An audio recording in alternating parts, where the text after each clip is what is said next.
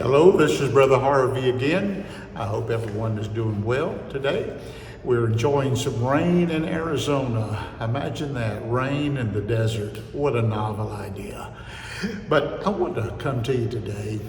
You know, years ago, I saw a movie, and there's a book that was written before the movie.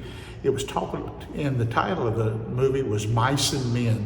It was a very good movie, very clean. I think it was back in 1939 that it was produced.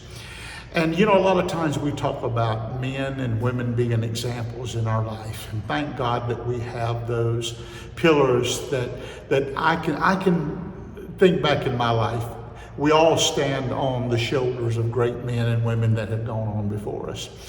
But I read something years ago, and it prompted my mind when I was reading or thinking about that book or that movie called Mice and Men. Because not only do men and women serve to give us lessons in life, but God's creation does as well. And there is a story, there's an example. It was a test that was done of mice. And they would take these mice, and they would take domesticated mice, and they would take wild ones, and they would put them in water. And they would put them in this container to see how long it would take for them to drown. Well, how nice, huh? But anyway, they put them in this container, and most of the time, within 15 minutes, the mice would drown because they couldn't get out of the container, and they just sunk to the bottom. And then they went on with this test or this experiment. And what they did is they put these mice back in the water, or maybe different mice. And they would, right before the mice would capitulate or wear out because of exhaustion, they would take that mouse and they would grab him and take him out of the water, take him away from his stresses right before he would give up. And they would take that little mouse out and dry him up and give him rest. And then they would put him back in that water, expecting him to maybe die within 15 minutes.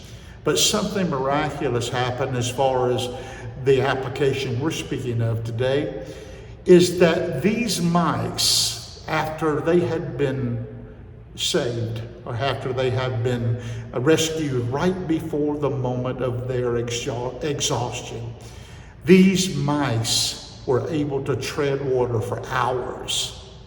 And the point being is that they had learned to look for the hand. And we go through things in life, and we are encouraged by what God has already done in our past. It's because God has been so good to me in times past that I know that He's going to take care of me in the future. I have seen the hand. The hand has been there so many times. And now I'm not treading water alone, because I'm expecting that while I am going through life, or while I'm going through the difficulties that life brings my way, that there is an unseen hand that may be unseen right now, but I'm expecting it to come one more time and to help me and help me to be able to exist and go on and live for God.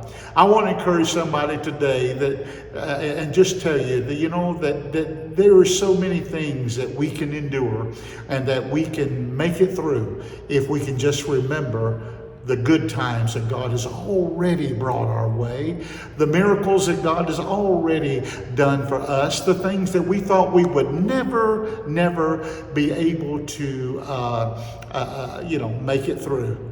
But thank God we did, because a hand came just in time.